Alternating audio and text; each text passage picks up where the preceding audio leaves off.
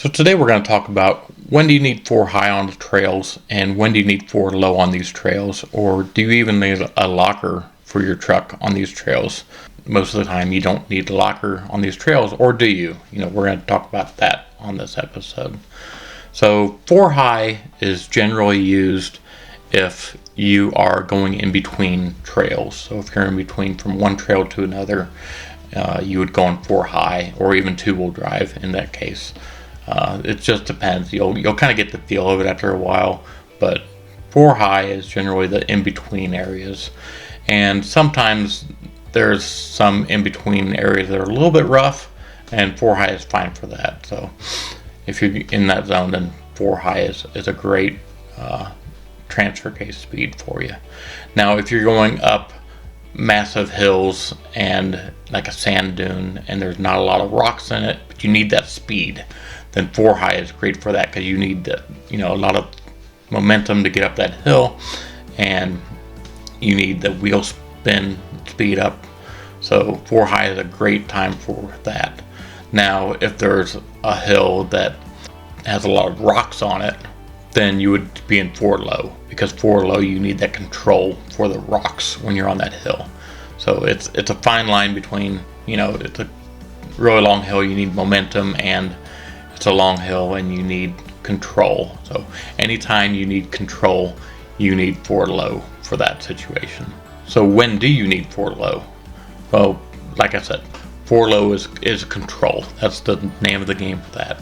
If you are going through, and this is a place where you think you would need 4 high, but you're going through a big, 20-foot mud puddle, and you want to fly through that mud puddle, well, go through it in 4 low first, because there are times when you get through that mud, halfway through the mud puddle, and there's a big 20-inch rock in the middle of that puddle.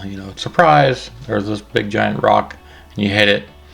And that's why go 4 low through it first, see if there's anything in there, and then if you want to make that cool picture video, 4 high and give her hell, go flying through it.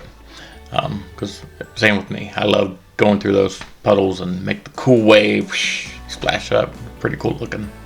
Always feels good in you to do it. So 4 low first, then use 4 high to make the cool splash. 4 low also is, like I said, control.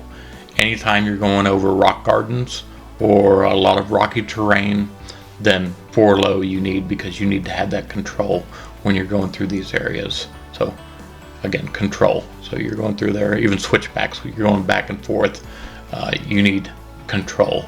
So if you're going nice and slow, get a control feel from it and stay in 4 low. 4 low, in my opinion, it's the best speed to go anyway, because I don't want to be rushing through these courses.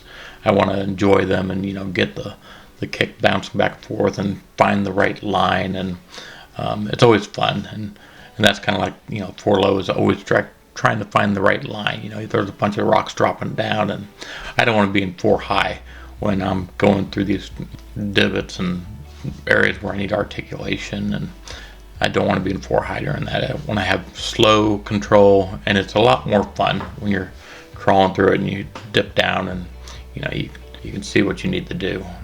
4 low is for control. Also, you need 4 low, of course, when you're pulling people out. When you're pulling people out, you need that low grunt power. So 4 low is a great tool for pulling other people out of mud or a rock garden or anything. It's 4 low for pulling people. Another thing about 4 low is don't use it on the open terrain, because you are going to be screaming that transmission. Your transmission is going to scream, your engine's going to scream, your transfer case is screaming, everything is running too fast, and there's a good chance you're going to overheat a lot of these parts. So if you're on the open terrain, don't be in 4 low. Take your time, just sit back and put it in 4 high, because you're going to burn up your engine, you're going to burn up your transmission or transfer case. You don't want those gears just screaming through there. So 4 high, switch it up when you go to open terrain. Just don't forget about it. So when are lockers actually nice? So lockers are nice for generally 2, maybe 3 cases.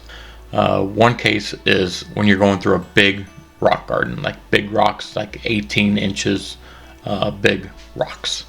That's a case where you would like to have a locker, because 18-inch rock means when you're coming off one and you might be coming on another one, you're dipping down your wheel because it's 18 inches, could be off the ground, and then you're going to start spinning. So that's a case where a locker would be really nice, you know, the big giant rocks in the rock gardens. Another case would be, like I said, going up hills. Going up hills with a lot of rough terrain is really nice to have the locker on. That way, when you're going up it and you're, you know, get a little bit of articulation. Get a little bit of articulation on a hill is a lot of loose grip. So you kick that wheel up a little bit, the other wheel is losing a little bit of that grip. And going up a hill, you don't want that to happen because it can spin pretty easy. So going up a hill with rough terrain, you need or it's nice to have a locker. You don't need a locker for a lot of these cases, but it is nice to have a locker on these situations. Another case would be if you're going through a big mud puddle and you don't need a locker for going through the puddle, but you don't know what's in there. So you get in there and then all of a sudden there's a rock garden in the middle, giant, you know, mud puddle area. Well, it's nice to hit that button and get out of that situation. Lockers are your safety net to get out of a bad situation. And another thing is just experience. Get out there and see what type of terrain it is. Get the feel of your truck. God.